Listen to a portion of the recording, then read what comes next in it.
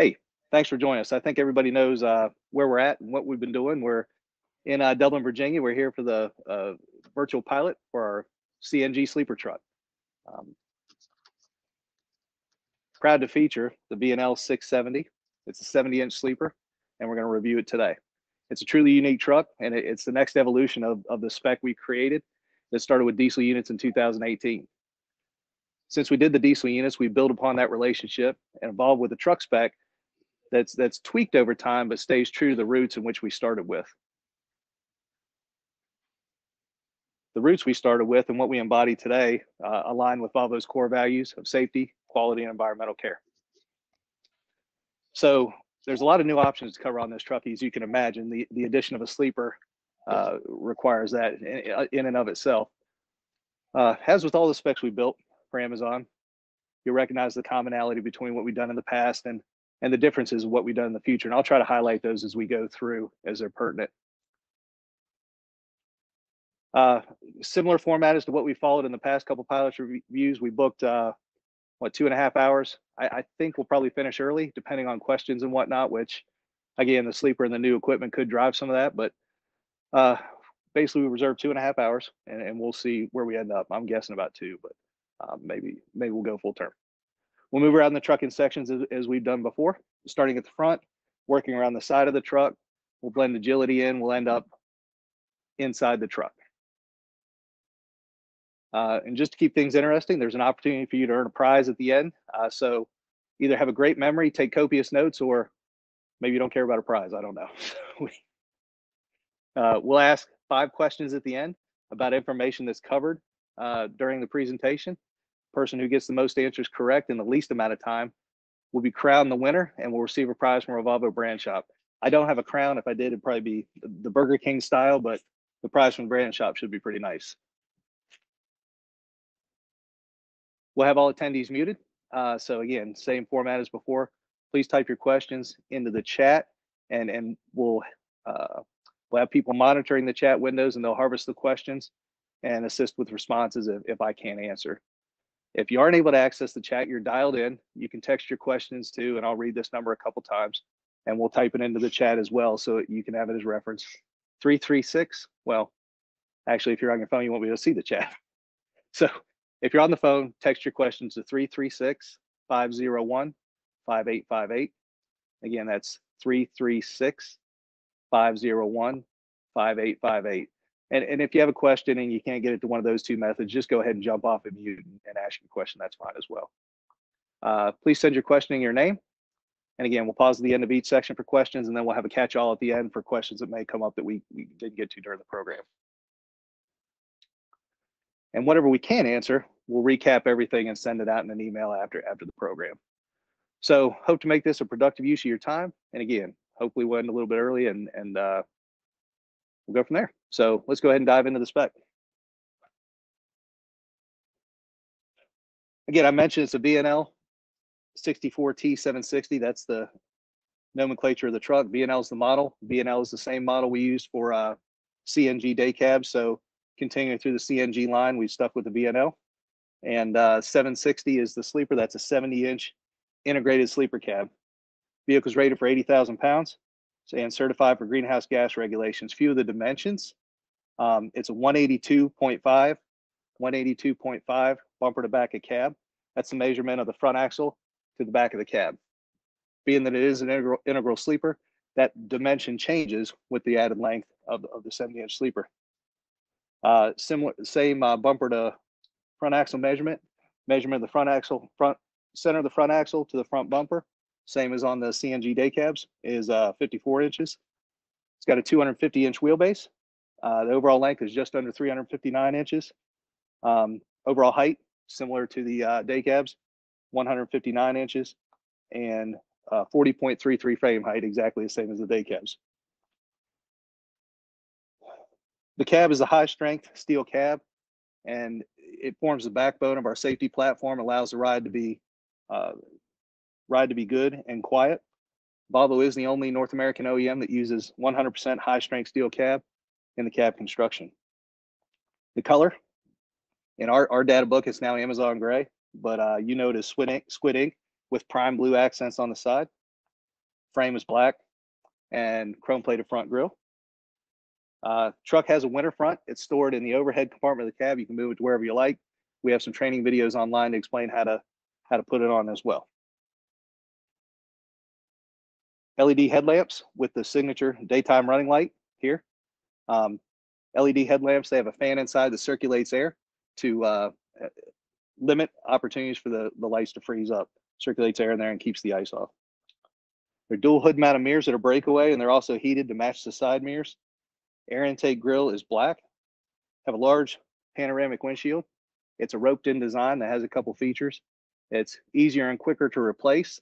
A roped in design is not part of the cab structure, so the cab stands alone in safety capabilities and strength. And like I said, they're less expensive to replace and easier to replace and quicker as well. Exterior sun visor with clear LED marker lamps. You can see it's a high roof integral sleeper. So the sleeper now goes all the way up to that and uses all the volume inside. It's not a fairing on this one. That's actual cab inside, and we'll look at that when we get inside a little bit. Cab air horns are mounted under the cab. It's equipped with Volvo enhanced stability technology. That's our best system, roll stability and understeer correction. Truck has traction control with limited disable. Allows you to disable the traction control if you get in a traction situation where you in mud or snow or something along those lines, you want to transfer torque to a different wheel. Also, we've added 6S, 6M traction control. That's 6 sensors and modulators, and that's one at every wheel position. Lane departure warning uses the camera that's mounted in the center of the upper windshield to read where the truck is in position in the lane, and gives audible indicators if you vary left or right outside of the lane. The volume level for lane departure warning is medium. It's equipped with a Volvo Active Driver Assist and right-hand blind spot detection. The radar unit is down here. That'll detect metallic objects in front of the truck. And the camera that I mentioned earlier further validates what the radar sees to ensure that it's a actual metal object that's in the lane of traffic, vehicle or whatnot. We have the painted aerodynamic front bumper, and we've gone to the full front bumper with the flow deflector, so corner pieces and centerpiece to deflect all the air underneath the truck and decrease turbulence and increase aerodynamic efficiency. There's a bumper reinforcement back there to support the front radar. We installed the license plate holder, and Fontaine mounts the license plates for you. 2 front towing devices. They plug in behind here. This panel just flips out. They plug in there, and those are located now in the sleeper, where previously they were on the back of the cab, and I'll show you where those are inside. Let's go ahead and pull the hood. There's a hood latch inside, and again, we have a tutorial online on how to release the hood latch. We've already released it, so we can, for expediency's sake. Frame rail dimensions are the same as in the day cab. I'll mention this again. The Volvo's front frame rails splay out right about here to widen in the front. That allows the engine and transmission, in the event of a frontal collision, to drop down and slide underneath and behind the chassis, so it doesn't protrude into the cab in the event of an accident. We know the engine. You guys have a bunch of them in service now. It's the Cummins ISX 12N, 400 horsepower and 1450 foot-pounds of torque. The wiring harnesses are heavy duty. It's a stronger braided cover, single stage air cleaner with air cleaner restriction gauge mounted on the air cleaner. Extended life ethylene glycol, organic additive technology antifreeze. Fan clutch is a Kaiser on-off fan clutch. Delco Remy heavy duty starter with overcrank protection. We put a 215 amp alternator. The day cabs are 165. You put a little bit bigger alternator to compensate for the higher draw electrical demand of a sleeper. And it's a 40 SI model. Wabco 18.7 CFM air compressor and a stamped steel oil pan. So as we choose these components, as a side note, as we go through, you look at performance, cost, and also in the aftermarket, what will be available when you walk into a dealership. So we try to stay within the boundaries of performance and things of that and cost, but also not get too out of line to where when a truck goes into a dealership for a failure, we picked a part that isn't commonly available. We try to stay within, things we know are readily stocked at dealers.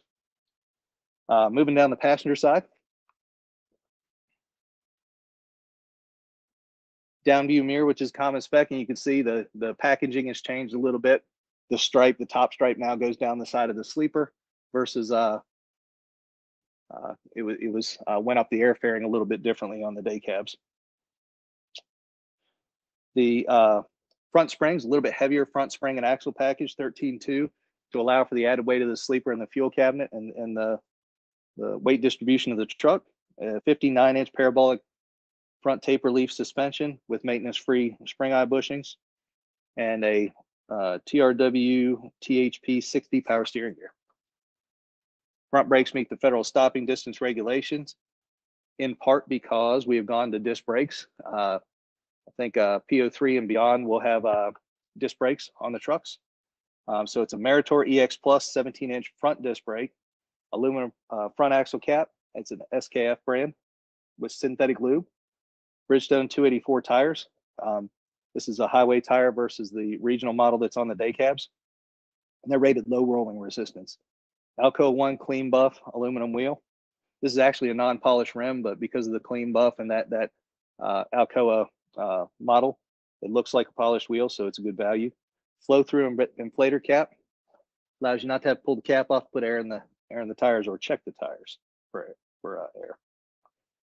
So under here somewhere, and somehow we may find a way to show you what's underneath here somewhere later in the program, but it is the Eaton Endurant 12-speed transmission. We moved to that from, I believe, PO4 on. So current day cab builds and sleepers here and in the future will be equipped with Eaton. So we're excited about that. A lot of work went into trying to get that timeline integrated for Amazon's use and get them in the product as soon as possible. It uses a 17-inch single plate organic clutch. Mentioned hill start assist. Truck's equipped with hill start assist. It's going to hold your truck on an incline or decline as you move your foot from the brake to the throttle for up to 3 seconds. Clutch lube line underneath there. And we'll touch on some of this stuff here in a minute, but there's a rubber quarter fender back there that we lowered it to help lessen interference of the top portion with the trailers, same as we did on the day cabs. And Meritor Lube for Life driveline, and the exhaust is under there as well. So Rigmaster guys, this is your portion here, and we'll talk about this more in the inside. But post completion of this, we'll put together a video on usage and operation of the Rigmaster, and we'll put it on the website. So you've got some reference material. Of course, we'll send that out as well, but we'll make the video and put it online for you. So this is a Rigmaster. The model is the LGN 200 auxiliary power unit. It's powered by and I'll say reliable, which they are, the Honda engines. It's a GX 690 Honda engine. It uses CNG fuel for both heat and air conditioning. In addition, it's got an alternator, so it'll charge to help with hotel loads as well. And we'll again talk about the interface inside a little bit. So let's move around to the rear, and you can see 2 fuel systems. We'll talk about that on the other side as well, but the back of cab and the addition of the saddle tanks.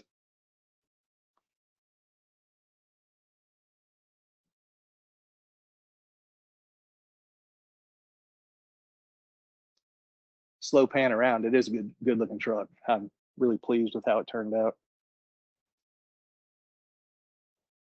Mud flaps or mud flap hangers are the Betts B33 with the spring action here, and they're removable if you get into a clearance situation.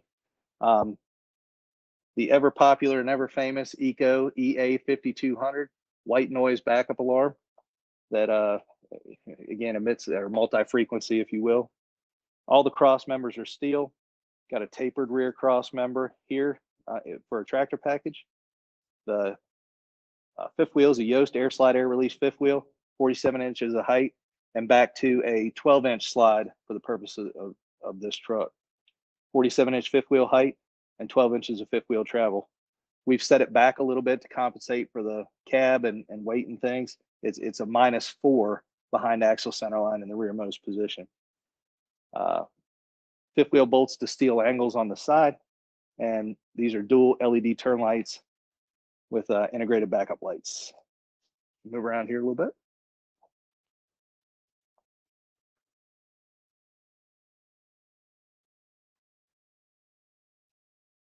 So we have the Meritor 40,000-pound rear axle with a 3.42 ratio. The ratio's changed a little bit. That's the ratio that we arrived at in discussion with Cummins and Amazon that is going to give you the best blend of efficiency and performance. There's power divider lock between the axles, filled with synthetic axle lubricant, 38,000-pound rear suspension at a 52-inch spacing. We have shock absorbers at each wheel position on the back. And again, to match the front, 17-inch Meritor EX Plus rear disc brakes. Hubs are aluminum. We have the Bridgestone M713 Ecopia tires. They're advanced low rolling resistance. Same rims as the front, the Alcoas with the clean buff. And flow through inflator caps, same as the front as well. So moving at a pretty good clip. So I think my prediction to be early is probably going to be right on. But I'll turn it over to David Cate with Agility Fuel Systems, and he'll talk about, of course, the fuel systems.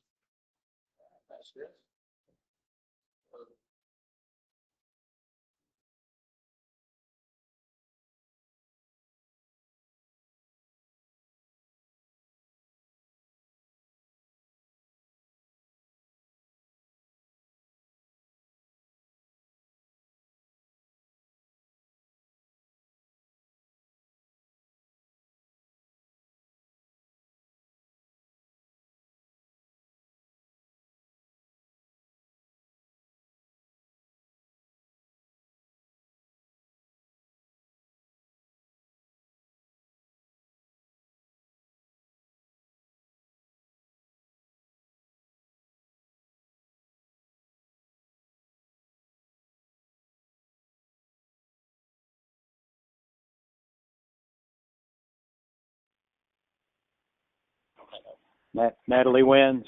Yes. All right. Thanks, Chris. So the package we have on the sleeper is the 175 DGE Pro Cab system, the same as what we have on the day cabs.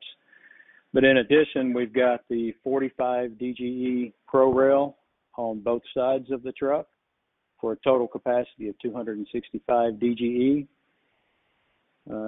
The operator interface is this fill panel here where we've got the fill receptacles. We've got a slow and a fast fill receptacle, the high pressure gauge showing you the pressure of the system, and then the emergency shutoff valve. There's also a Blue IQ QR code that the driver can select and get all the features of the Blue IQ system, and just a good primer as to the features that are available. Cap back on. And then inside the Pro Cab is where all the fuel control components are. Easy maintenance to the high pressure filter, the defuel functions, the receptacle and the valve for defueling, should that be needed for service, as well as low pressure gauge that shows the pressure delivered to the Cummins engine. Also, each shutoff valve for the cylinders is accessible from this side of the truck.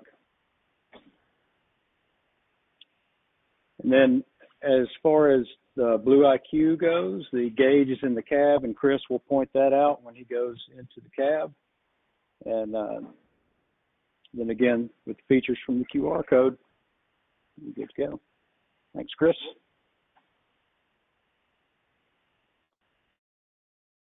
David, thanks. Yeah, I was, the smarter people than me figured out how to get the two systems integrated, but it's pretty cool. One fill point, two systems, three tanks. Well, actually, there's more tanks inside, but just a really cool collaboration in addition to the truck. So let's go to the back of the cab here. We have a Rob gets it. We have a 40-inch deck back here and 16.5-inch wide steps to go up. Let me set this up here.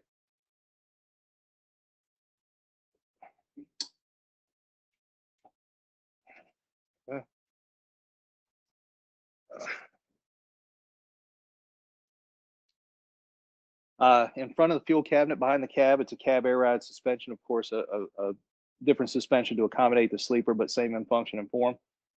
There's a Wabco air dryer underneath here with a coalescing air filter. It's heated, which is going to help remove more moisture from the system.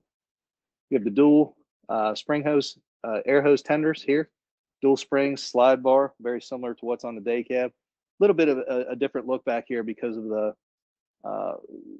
cabinet and the sleeper configuration. These are something you might not recognize from the day cabs. Those are vent lines for the side tanks, the saddle tanks. Trailer cable is detachable here, and their common spec we used for quite a while, the 12-foot rubber straight hoses with the coil wrap. Let me go ahead and climb down here.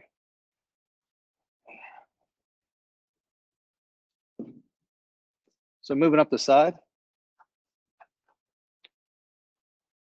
cab side fairings. The relief on the fuel cabinet sits a little bit further back than it did in the day cabs to allow for some other things that are specific to the sleeper. Steel air tanks underneath. All the air tanks have a manual pull cord. I'll show you. Simple to pull this out. Just pull these two handles and go. The safety chain catches it so it doesn't go too far. 4 battery system, 730 cold cranking amps each with a 2920 total CCA. And again, select a battery that's appropriate for a sleeper configuration along with what's commonly available at Volvo dealerships. They are maintenance free, dual purpose batteries. The disconnect switch is still here. It's right here underneath, consistent with all your other product. And there's a 1500 watt block heater right here. Stainless steel cab mounted permit plates. We mount the IPTA stickers at Fontaine. Black aerodynamic mirrors, convex, rear view. They're heated and power, both sides. We've gone to the mirror aerodynamic device. Adds a little bit of aerodynamics to the bar here. So, and there will be 48-inch radio and CB antennas mounted on top of the mirrors.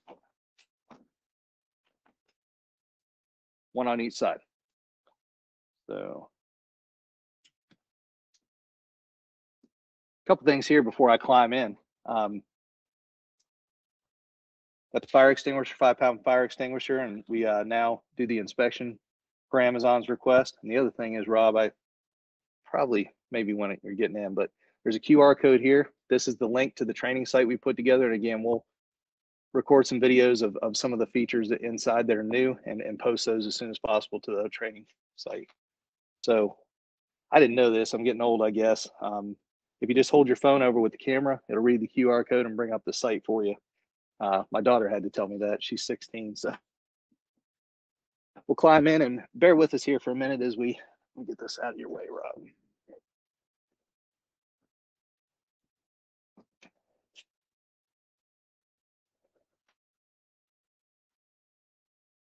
Okay, good. Rob is using safety 3 points of contact as he gets in.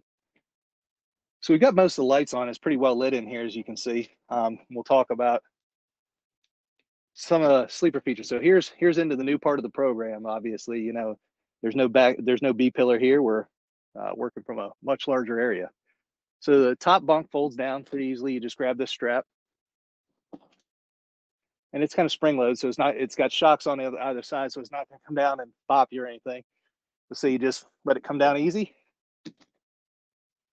and lower it like that. It just sits into position. There's not a lockdown here. It's secure there. There's an access ladder that is in the spec and requested. There's a latch over here. You can see it from underneath, but here, I'll lift it up. right here, and there's a warning sticker, ladder release, don't release with people inside. So flip it there, pops the ladder down. There's two little thumb presses here, thumb switches.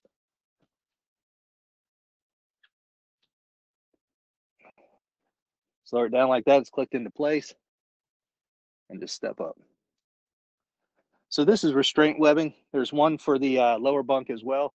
It's in the luggage compartment. We'll show you that in a minute. But if the truck is moving, you're in the bunk, you're required to have this webbing installed. So you can leave it installed and just fold the bunk up. There's two extra clips over here and pull it to the side. These need to be disconnected to fold the bunk up.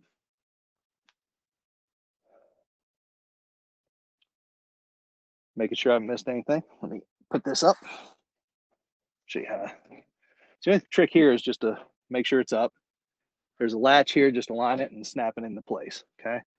And then again, the bunk you just lift and push, and it locks into place. You can hear it click. So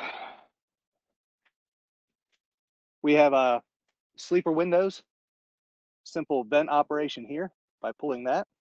Just the handle slides back. And this is pretty cool. It's got airline style shades for light blockage. Old style was either Velcro or snap-ins, and they either got lost the Velcro or what have you. So it's a great feature there to darken the cab. So let's talk about what's on the back panel, and we'll let Rob align here. This is the sleeper control panel. This controls your HVAC and HVAC systems when the truck is idling. Hopefully with putting a Rigmaster APU in here, idle time will be significantly decreased, and you shouldn't really find a need to idle the truck much with the Rigmaster in play if you're in sleeper berth. So a few other controls here. Of course, you have a power outlet here. You can lock and unlock the door from the back panel here, and the footwell lighting can be controlled here. And that was one of the call outs on the last spec. So you can see down here, it's a blue ambient light, and that's also controllable from the front.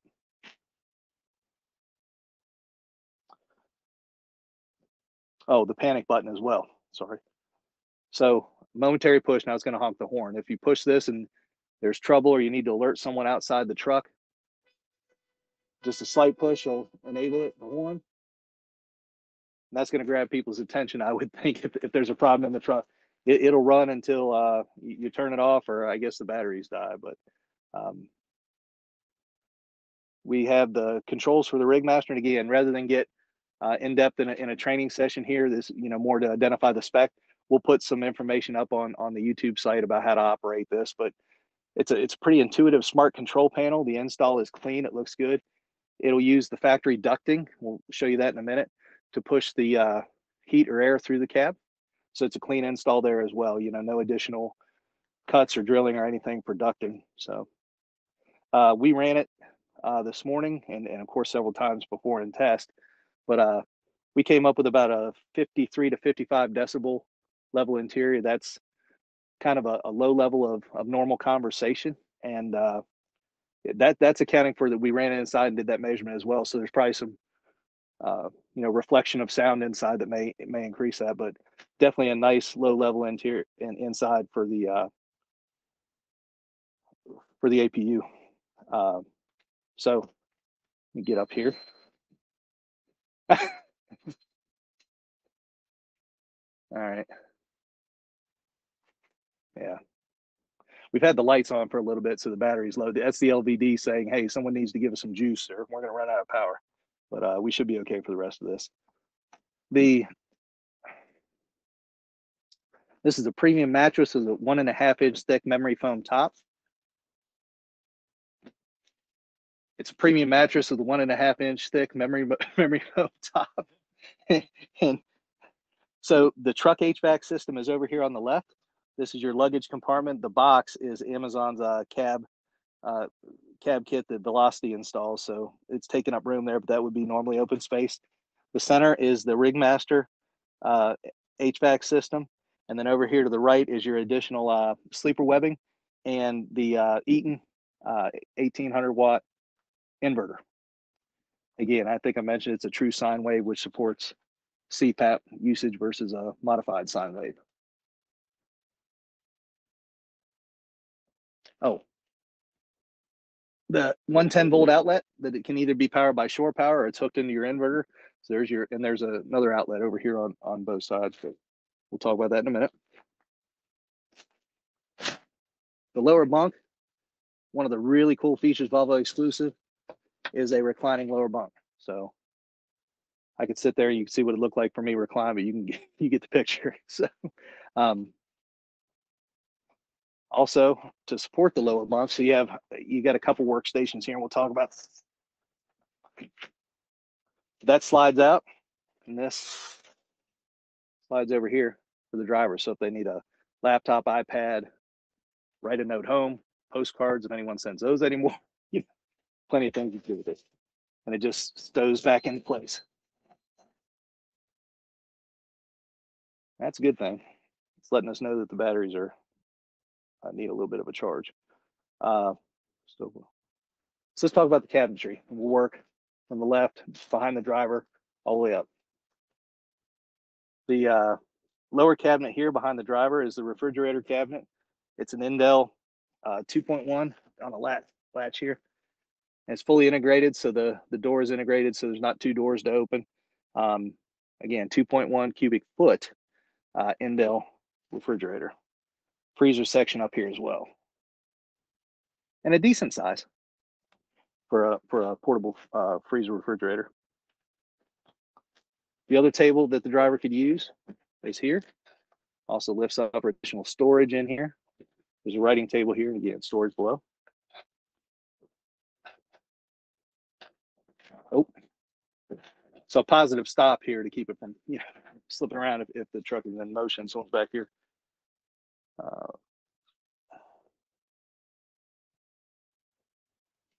So we have a Fontaine installed. Let me look at the dimensions here. It's a 0.7 cubic foot, 700 watt microwave. It's got a hold down strap, and there's a power outlet behind there. So it's AC power, 110 AC power. Runs off either shore power or the inverter. We have a carbon monoxide and smoke detector here. Amazon's request, we install that at Fontaine. So moving over to the other side, let's switch places here, Rob. We have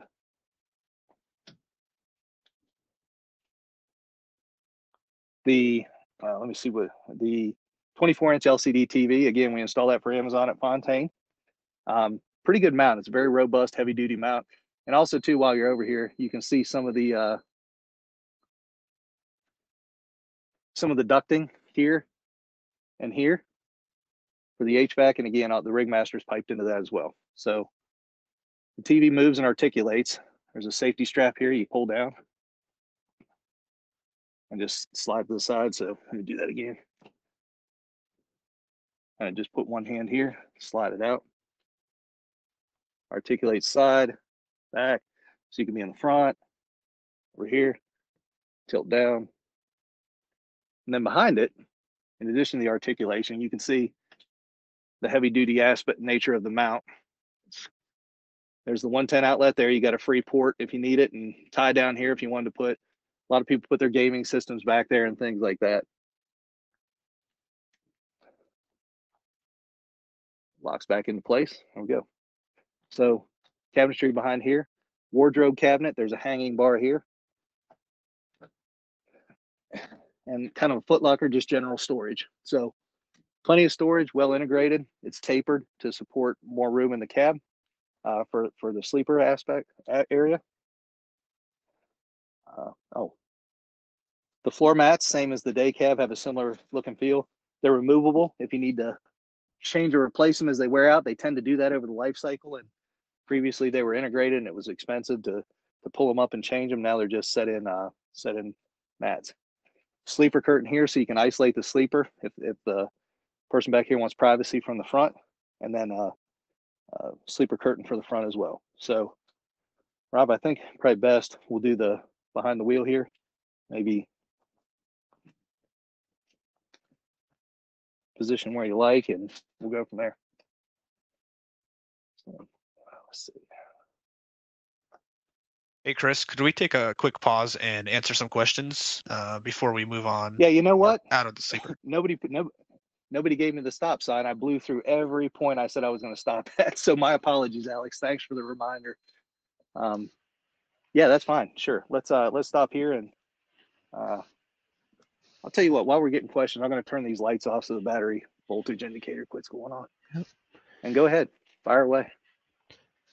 Chris, we did have one question in regards to the side the side window opening. Yep. Can you demonstrate just how using that lever the side window opens? And it's also worth mentioning here that the window should be closed when the tractor is in motion. So you don't want to go driving down the road with the windows open. Yep. Sure. It's pretty easy, actually. It's just and it's a bent window. You know, of course, it doesn't come out or go up. You want to maintain width and aerodynamic efficiency, and they all operate very similarly. The top ones pull down, the bottom ones pull up, but they catch in place here. There's a little bit of a tension mount there.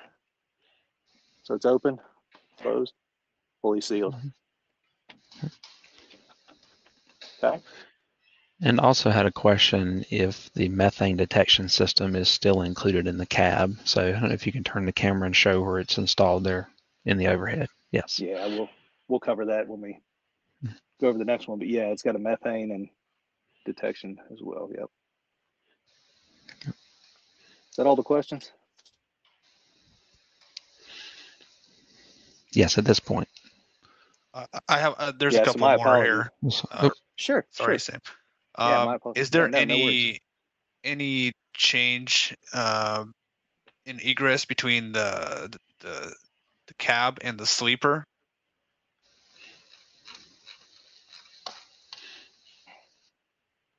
Moving from the cabin to the sleeper, is there any change in the floor? No, hey, it's Mike. It's what are the dimensions from the front into the sleeper? What are the dimensions of that doorway, so to speak? Yeah, we can provide detailed dimensions as needed. Copy that. Thanks. Here? Yeah.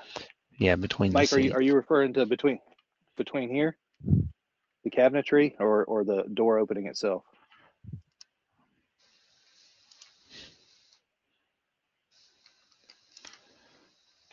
So is it here? So let's go armrest or let's go seat back to seat back. Armrest to armrest.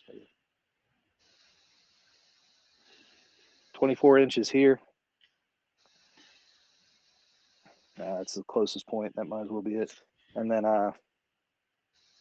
37 inches here. So it's 37 at widest, correct? Well, cabinet to cabinet, yes, it's 37. Can you see where I've got the tape? Yep. What are you trying to solve for, Mike? And maybe I can. No, I just want to confirm. As you know, it needs to be at least 36 wide. So 37 wide does pass muster, so to speak. Okay, sounds good. That's good. And then one more question. The top bunk. Sure. What is the weight tolerance on that? I think it says 250 up here. Yeah, it's 250 pounds. Got it. Thank you. What's the weight tolerance on the bottom bunk? Or is there one? I think yeah, it's accommodating, Sam, is what I would say. I don't know that there's one listed. I'm sure it's somewhere in there, but okay. Thank you. Yeah, I just think for the top bunk, we have some very different driver profiles, so I just want to make sure we highlight the 250-pound limit at the top. Yeah, you're not alone. I mean, every company has small drivers, big drivers, tall drivers, short drivers, and we get very little complaints, you know, or alert of anything along those lines from, you know, upper tolerance, lower tolerance, anything like that. So, you know, width or anything like that. So we just don't run into it very often. So I think we're good. Any other questions? My apologies for blowing through the stop signs. I guess Good. Okay. Let's do One more cabin question, interiors. Sure, Chris. sure. Sorry. When you were talking No about the worries. engine, No worries. the Mhm. horsepower and torque is the same as our day cabs. Will there be any change in performance due to a heavier truck itself? You know, so the biggest factor of weight is what you're carrying in your, because your payload, you know, you can carry up to say 44 to 46,000 pounds. That far, you know, that outweighs the truck and the trailer combination. The truck is probably, I'm phoning a friend here, 3,000 to 4,000 pounds heavier than the sleeper, or than the day cab, 3,000, 4,000. Yeah, and while 4,000 pounds may make a difference slightly in performance, it's not to the level of your payload's going to determine that more than anything. So if these trucks end up in an operation where they're hauling higher payload, that's more impacted than just the package itself.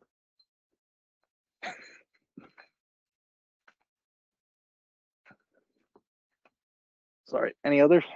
I'll give you a second here because I don't want to encourage the questions. They're all good questions. Appreciate you. Hey, it's Mike again. One question might have been missed. That noise where if you were in an emergency in your sleeper, the person outside would hear it. Could you or someone else, could you give a presentation of that noise so we as the audience can hear what it sounds like from the outside? The Yeah. panic That's how you- alarm.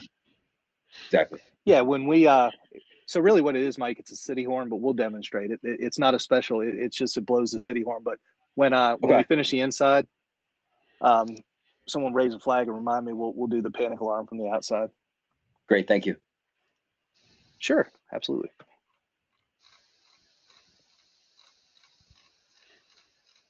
Good. Mm-hmm. And believe me, I'm not trying to rush anybody. Because I said we would end early, we could take the whole time. It's fine by me. I was just trying to give people an indication they might be able to plan their day if they had a meeting they might want to make. So, all right, let's move on then. Sounds good.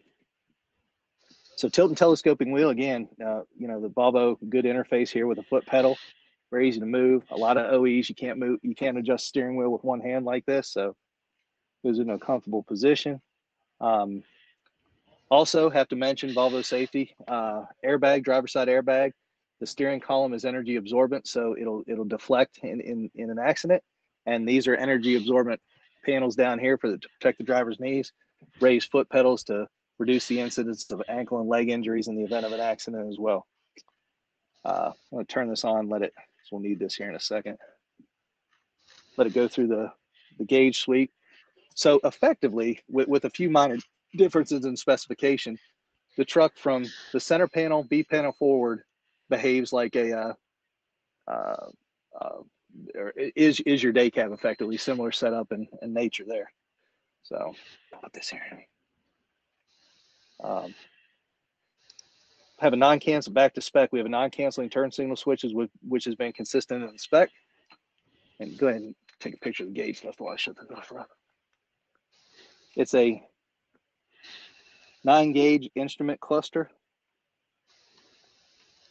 All the controls are integrated into the steering wheel, various functions, radio, the menu for the driver information display.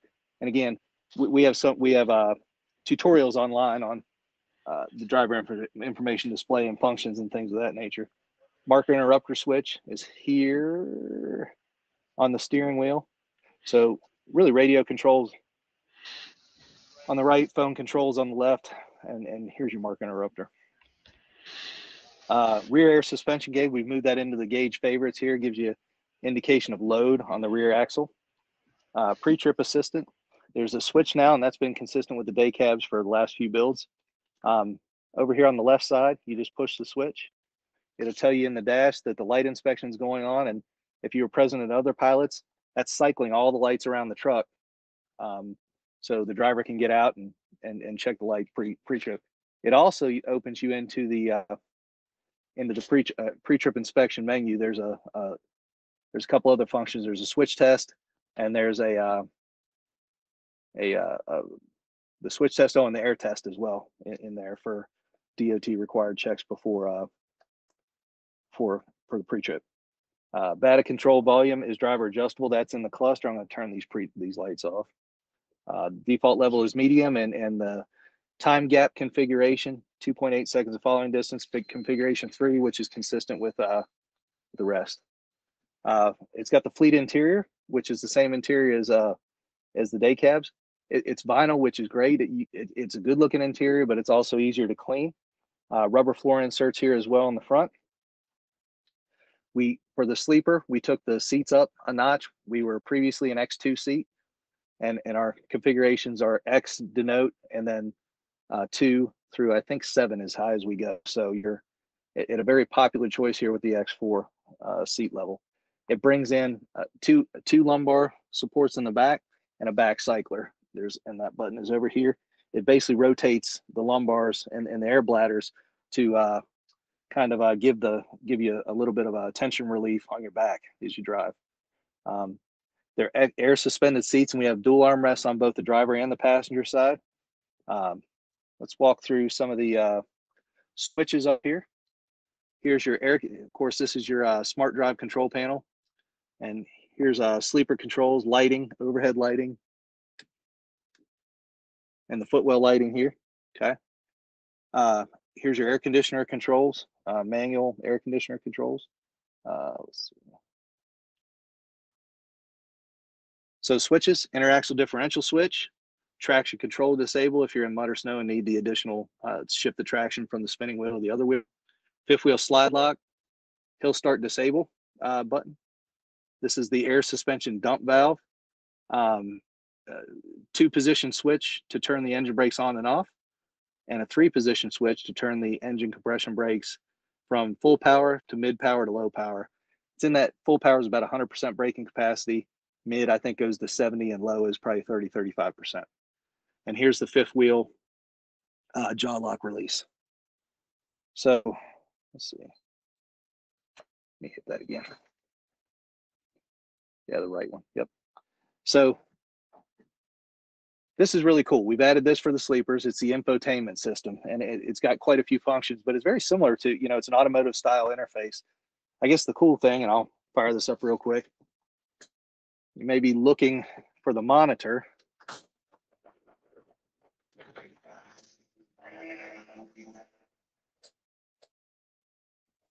I'll do this so we can shut the truck off. So here's your functions. And again, we're going to record a usage video on this and put it online, so we won't go through too much of it, just more feature and function. So we've integrated the backup camera into this infotainment system. I'll thank Chad Parker for doing a lot of the heavy lifting there and making that happen. And you can hear the Amazon white noise backup alarm in the background as well.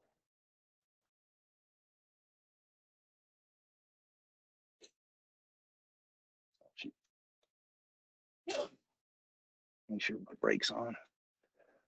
Well, I know the brake's on because the alarm didn't go off. So moving around, I'll come back here in a minute. Actually, let's one of the coolest features here. So you have your normal functions, your Bluetooth for your phone, everything you'd expect out of an in-cab entertainment system. FM, it's got XM capabilities if you buy the subscription, and then CarPlay. So now we're listening to Alex, and you can see. So we've got mapping. This is just my favorites I had used. And let's see.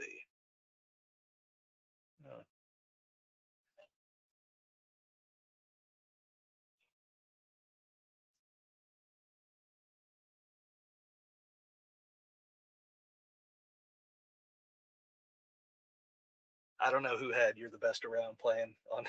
At least it wasn't "Wind Beneath My Wings" or something like that. Anyway,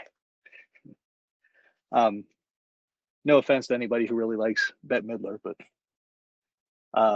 the Eaton control panels here very similar to what was previously with the Advantage transmission. So again, we moved to an Eaton Endurant 12-speed versus the Advantage, which was a 10-speed. Cleaner shifting, better performance, tighter gear splits for better operating throughout the range of 1 to 12 gear. The Blue IQ monitor is here, agility feature, and we have a video for that on the training site as well. various ways to check fuel, and we had that question come up at the last AFP roundtable. There's gauges in the dash in the standard place you'd expect. There's pressure indicators on the side of the tanks, and the Blue IQ as well. And it says fuel level 100%. The Blue IQ is probably the most accurate because the others, outside you're measuring pressure, inside you're measuring a level. The Blue IQ actually takes in ambient temperature and compensates for highs and lows. As you know, CNG fuel expands and contracts with temperature. Hotter it gets, the more it expands. Colder it gets, the more it contracts. And that'll take into account your fuel level and miles distance empty calculations and things of that nature. Speakers in the dashboard and door, the CV mount. I'll stop here in a second. We'll grab some questions. Just let me run through this section real quick. Dash mount CV hold down, power door locks with remotes. We have our dual cup holders down here, which are cool. You can move them around. They're movable to wherever the driver wants them. 4 keys in the truck. They're basic, unique keys, same as all the other trucks we provided. Parking brake alarm sounds if the door is open and the parking brake is off. Hey, Chris, it looks like we lost video there. Can you hear the parking brake alarm? Oh, yeah, we got it now. Okay. Go back. Okay.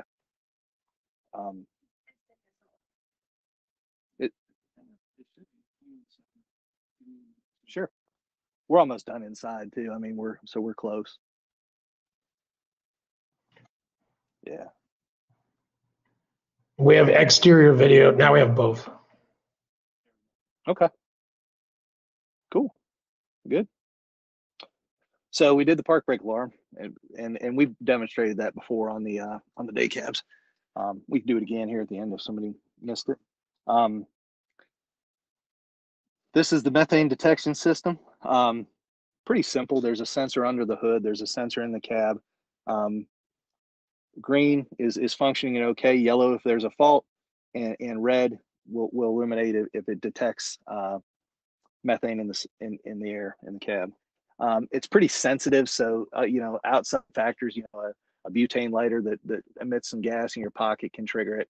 If it's a CNG leak, you should smell the smell of the gas, which it's scented with. Of course, it smells like baby diapers or something like that.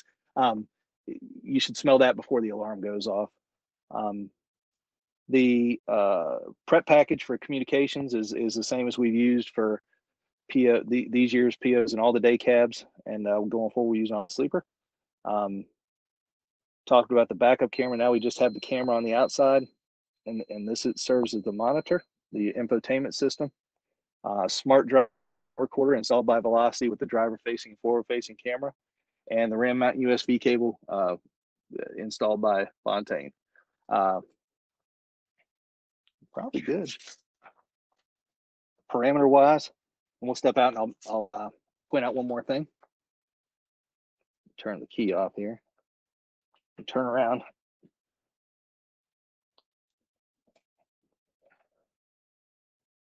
Wait for Rob to get out.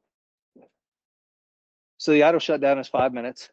We were in there earlier. We had it running, and again, when it runs up on 5 minutes, it's going to give you a notification in the dash. All you have to do is depress the throttle, and it will extend the idle for the next 5 minute cycle. We good?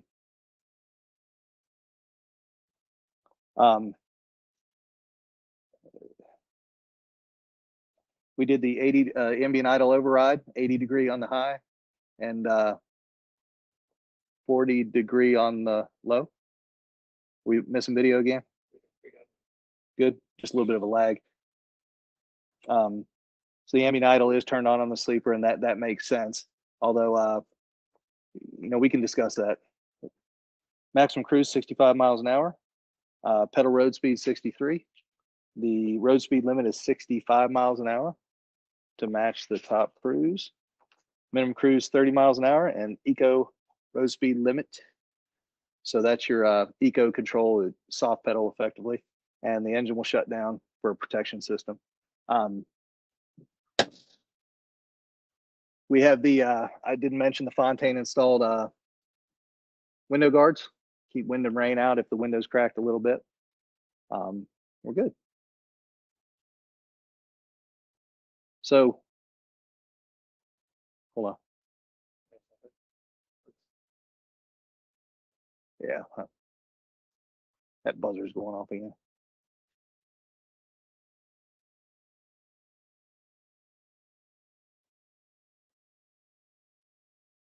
So everybody likes this part. I try to come up with something witty and fun to say, but actually I said we do some questions, so we can. Yeah. Hold on a second, Rob. Rob, we have any questions? Hey, Chris, this is Scott. I just want to answer. There was a question earlier about how far will it go on a tank of fuel, and you briefly mentioned the Blue IQ gauge, and I just want to add that that does a very accurate distance to empty feature. You can set it in miles or hours, and it has an algorithm that it learns the specific driver characteristics and route characteristics, and we have it accurate down to the last mile of operation. So in addition to the 1,400 plus miles that the thing would go on a full tank of fuel, the drivers will have access to a very accurate distance to empty gauge. Yeah, of course. That's dependent on driver behavior and things like that. And in that range, I'd say 12-ish, 13-ish, maybe somewhere in there. Most fleets run 200-gallon diesel tanks at 7 miles a gallon. That gives them about 14. So we're definitely within the range of where you can go with a diesel sleeper versus a CNG sleeper. And Scott, you can chime in if I missed it, but we've got about every ounce of CNG carrying capacity short of strapping a bottle to the back that we can have on this truck, right? Yeah, the only way you would increase fuel capacity is instead of a 45 DG tank on the side, you can go to a 60, but that would require another 25 inches of wheelbase, so you'd have an extremely long tractor. Yeah. Okay. And Chris, just a reminder to demonstrate then the panic alarm they wanted to hear it from outside the cab. All right, let me do that real quick. We good? Program is on.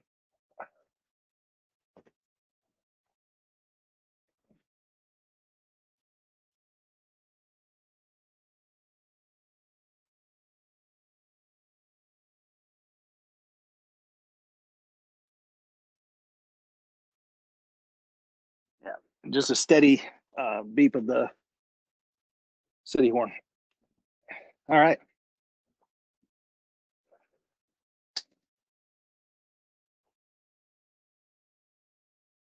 Mm-hmm.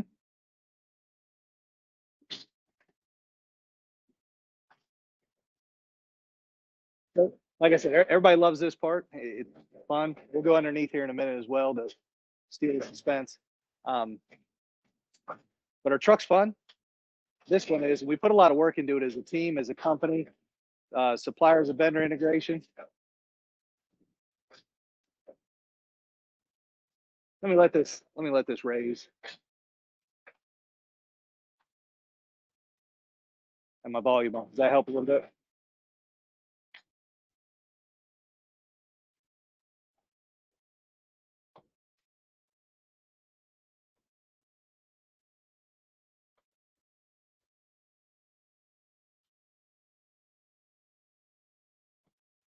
It's not going to hit up top. Same height as the cabinet's same height as on a day cab. So it looks bigger, but it's same height.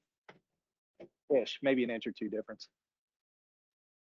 So I was saying, from a collaboration aspect, mention the suppliers. There are company people here today that work for Volvo that had a lot of input, and there's quite a few solves in here, and we'll talk about those in a second. But the truck is loaded with driver comfort features, from the infotainment to the reclining bunk and things of that nature. And a lot of the features, on here, again, as I said, from collaborative efforts of the suppliers and Volvo Trucks Engineering and our national accounts team. So hopefully you're excited as we are to see this truck mature from an idea to a reality. While we place this truck on a pedestal, there's insert witty joke about lifting the truck here. It belongs on. Let's highlight a few of the unique features. Of course, the Eaton Endurant transmission, and while we're building it in P04 going forward, when we started this project and putting the sleeper truck together, it was a forecasted spec availability, and we really worked together to get with Eaton, get it integrated into the chassis so we got it for day cabs and possible sleepers going forward. The Rigmaster APU, I'm not sure when that started, but at least probably 5 or 6 months ago. And those gentlemen have been on a weekly call with our team for all that period of time, and test units and things of that nature.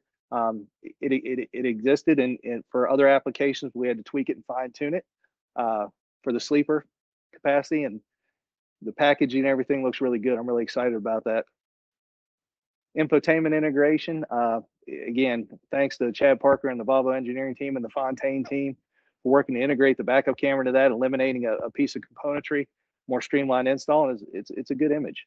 And the infotainment in and of itself is a wow. You know, with CarPlay in a truck, and your drivers really like that. I know when I rent cars, if it doesn't have CarPlay, I pick another one. So I've become pretty reliant on that system. Agility Fuel Systems, you know, to work with them and to get diesel-like range, you know, required the integration of 2 fuel systems that feed out of that fill out of one point. And not only that, those fuel systems are feeding a Rigmaster APU, a smaller component. So they put a lot of work into integrating all this, and I'd like to thank them as well. Collaboration with Cummins, again, on specifications and day-to-day, you know, I think someone from our team talks to Cummins once, if not 2 or 10 times a day. So Alex Leclerc is here, and he definitely has a communication with them quite regularly. So while this big boy is in the air, let's take a look underneath.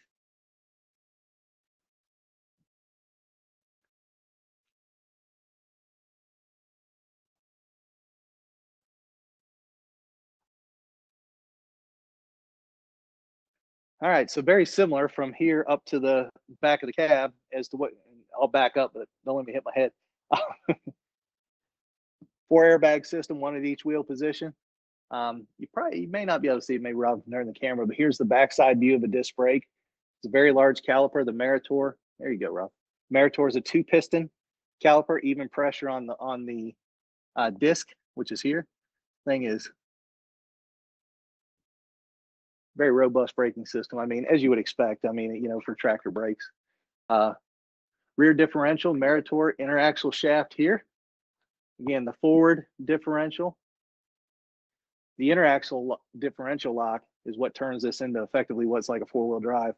Opposite wheels will turn with the interaxle differential lock like a 4-wheel drive does. So that wheel and that wheel, or this wheel and this wheel. 1 on each axle position rotating. Z-spring suspension. Hooking it, so spring is shaped like a Z. Hooks into the airbags. So backside of the fuel cabinet, here's the, careful. CNG engines do emit a little bit more water, so or vapor, I guess, if you will. Condensation. Thank you. Search for the right adjective. Backside of the two fuel systems on the side. These are 45 diesel gallon equivalent, and for those, you know, in the CNG realm, that's the measurement of what the equivalent to diesel gallons is. So holds 45 on this side, 45 for a total of 90 for the saddle tanks. And the back of cab tank is the same as on the day cabs at 175 diesel gallon equivalent. That almost bit me. Yeah, moving back. Ran a little bit. Muffler is warm at this point, but not scalding hot to the touch. Looking under here and having seen other transmissions, the look and feel of the Endurant is different. Definitely different packaging and look than the Advantage. I'd be out on a limb to say it looks a little bit wider and shallower, but I think the current Advantages are narrower and longer. Moving up to the front, the heavier front axle, you probably won't notice that in appearance. 13.2 on the front, and again, disc brakes, same. The signature red Cummins motor below. The Rigmaster APU sits under here behind the exhaust. Good packaging, good place to, you know, sit. Also, too, let's look here. That's the right-hand blind spot sensor on a truck with chassis fairings. It mounts right there and actually reads through. So it is a cleaner mount when you have chassis fairings. Moving forward, I didn't hit my head on anything, which is good. Knock some sense into me, maybe. The front air dam here, you can see both outside pieces combined with the centerpiece for a full flow under the chassis, trying to get under that axle and limit the turbulence as it would hit that axle and shove it under the truck. So one more thing, and we'll a couple more things actually. We'll finalize the contest, and like to turn it over to Scott Whitty to not quite send you off, but say thank you. Thank you, Chris. Can you hear me? Good. All right. That's a lot of work, so thank you, Chris. Take a breather. I'm sure we'll come back to you. But this is always exciting. One thing I would say about the Amazon team is they present opportunities. So we've got a full team at our plant right behind us here of professional truck builders. And you can always tell when you build and design a pretty cool truck because everybody stops and looks at it and takes pictures with it. Once again, Amazon's on the leading edge of innovation, and you can see it with this truck. So I think if I look back, I think this is our 4th pilot review that we've done together with your team. So in 2019, we did a Volvo-powered diesel day cab. In 2020, a short year later, we presented your first Cummins-powered near zero CNG day cab. Very short or earlier this year, we presented you with a VNR electric day cab, one of the first of its kind, which I believe is out running one of your operations in California, hopefully running as we speak. And now we present you with this 760 VNL 760 CNG sleeper. Again, a cool truck and a very unique truck. And I would say unique, but at the same time, significant design and engineering work has gone into this truck to make it fully functional. And my hope is that it is no longer a unique truck a year from now. I hope there's several thousand of these running on the roads. And we look forward to being part of that with you. So I'll turn it back over to the team, but I always want to say this is that we appreciate the relationship we have with the Amazon team. I know there's a lot of communication that goes between your team and our team, and there's a significant support team on our side that sit over here, kind of don't get on camera, but do a lot of work together with your team. And if there's an issue, it's addressed. And to make sure that we don't have repetitive issues. If there's an opportunity like designing this truck, we jump right on it. So we appreciate the opportunity to do that, and thank you for that. So with that, I'll hand it back over to Chris, and appreciate everybody's time. Thank you.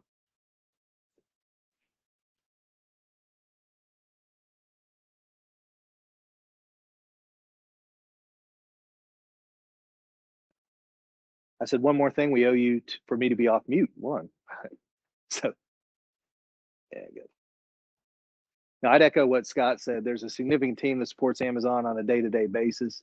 I think as we've gone through this, we've all learned a lot, and we've melded together as companies, and you know, safety being one of Volvo's core values, safety, quality, and environmental care. Safety probably speaks loudest. It's been synonymous with Volvo since Volvo was Volvo. To put some of these things on the truck in the time frame we did was light speed for Volvo, and thank you guys for asking for things and being inquisitive and having us think in ways that a stodgy old truck industry may not have thought over time. So again, I agree with Scott. Thank the team and thank Amazon. I think you can hear me. We'll get the video on. You don't really need to see me. Look, light speed. So what, an hour and a half, pretty good. The electric one went about an hour and 40 minutes. I thought I was concerned about being in the sleeper and you know, timing and everything. So booked a little bit extra time. But now the way I look at it, we've got an hour for questions, or if there's no questions, we can wrap up. But let's give it a second and see if there's any lingering things out there. And again, we'll after this program, we'll record some videos on the Rigmaster operation, the infotainment, things of that nature. We'll put them on the website or the YouTube site with the training videos. Hey, Chris, I have a question. This is Sam. Sure. With the same engine being in 400 horsepower, is there any performance difference we can expect between the diesel and the sleeper cab if they have the same engine, or do you think there'll be no noticeable difference from a performance perspective? So diesel, Not sleeper the to diesel. day cab. Sorry, I meant the day cab. The CNG day cab has the same iX 12N engine as the sleeper, correct? They both have the same engine? Yeah, this is the highest horsepower and torque available in the CNG spectrum. Got it. Yeah, so really, touched on this a little bit earlier, but payload is going to dictate, because you can haul up to 43 to 46,000 pounds. That outweighs the combination of the chassis and the trailer. That's your big, weight is probably your biggest determiner. So whether it's a day cab or a sleeper, probably similar performance, maybe a slight nod to the day cab. The sleeper is about 4,000 pounds heavier, and so really that's your difference. So if you're hauling feathers, if you're hauling a load of whatever, bananas, jello, I don't know, and whether there's really going to be only a 4,000 pound difference trailer to trailer, load to load, between the sleeper and the day cab. I'd say similar, of course, assuming Endurant transmission, same gearing and everything else as well. So. Hey, Chris, this is Alex. Could you demonstrate how you open the side storage compartments? Sure.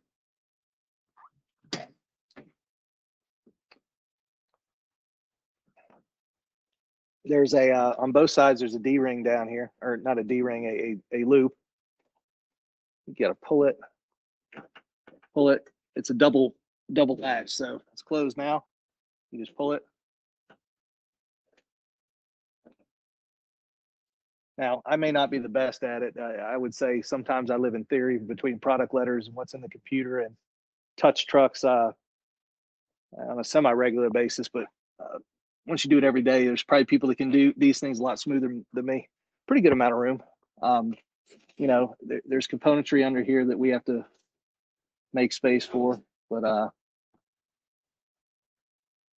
let me turn the light back on. I don't want to leave it on. We'll kill the batteries.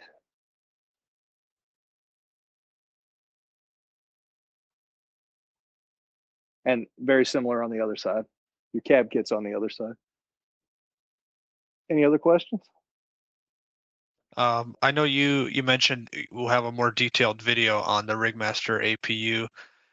Do we know what the fuel consumption of the APU is, and how it will affect range? So glad we have the Rigmaster gents on. I don't know if guys, do you have can you jump off? One of you jump off the mute if both of you are on, and you know what the fuel consumption is? Yeah, it's Adam from Rigmaster. So hey, Adam. Through Agility, they've been testing it. I think it's in the door of just under 2 pounds per hour, I believe. Okay.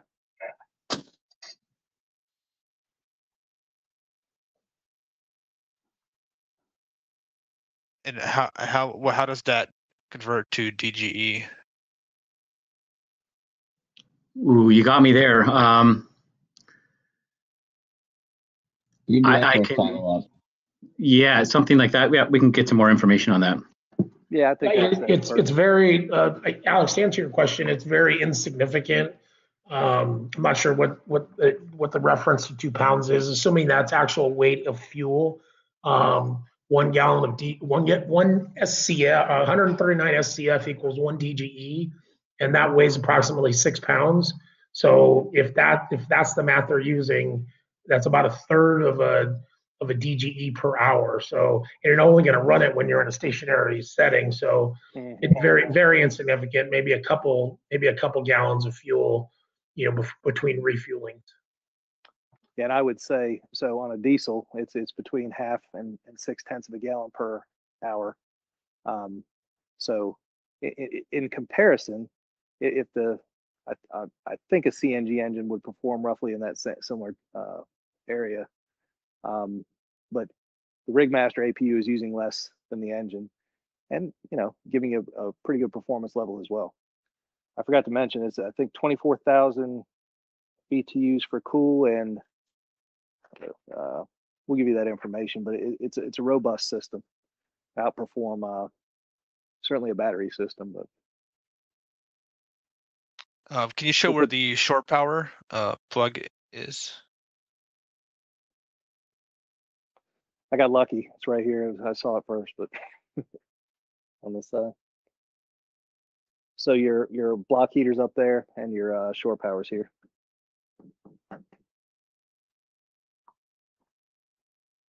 That's a block heater. Shore power's here. So the shore power, in really in practicality, is required when we put an inverter in to give you the outlet access and ties it all together. I think it's really more for that. Shore power is a standalone. I don't know that. Again, here's theory versus practice. Whether truck stops are providing electrical and things of that nature in mass. That Rob's saying it's a small percentage. That's what I think. So really, the shore power usefulness. But you've got the APU. So this truck is self-contained. I mean, it'll power the truck, charge the batteries, provide hotel loads. Enough support for hotel loads. Hotel loads are, for those that don't know, it's things your microwave, your televisions, your accessory stuff. Plug it in a phone, laptop, that kind of stuff. One other thing I had is looking at the side-mounted DG or CNG tank. It looks a little bit lower than the fairings. Is there any concern with ground clearance on that? Not unless you hit something. The top of frame is the same dimension as the day cab, and the system is mounted at top of frame on both. So the ground clearance would be the same. It's just perception with that fairing. Yeah, it could just be the video. Well, yeah, you're looking down one, and there's so we did the first day cab CNG in December of 19, I believe, and it was a saddle mounted system. So per Scott's note, you should have the same there.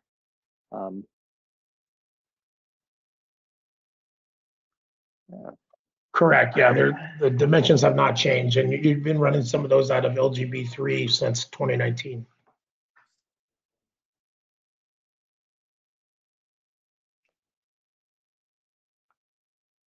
On a side note, I was pretty pleased with how it integrated, and normally we'd have a chassis fairing coming down the side that would stop right about in this range with a flare or go wheel to wheel. It's a great integration. Paint color looks good, matches well, and I applaud the Agility team for the work they put into this. And Alex, to add to your question, these trucks is similar to the day cabs that you have that have side mounts, are several inches higher than the Class 6 trucks that you have, based on the top of frame height out of the factory is several inches difference. So you have roughly 3 inches higher ground clearance on these sleeper trucks than you do on your Class 6 trucks. Got it.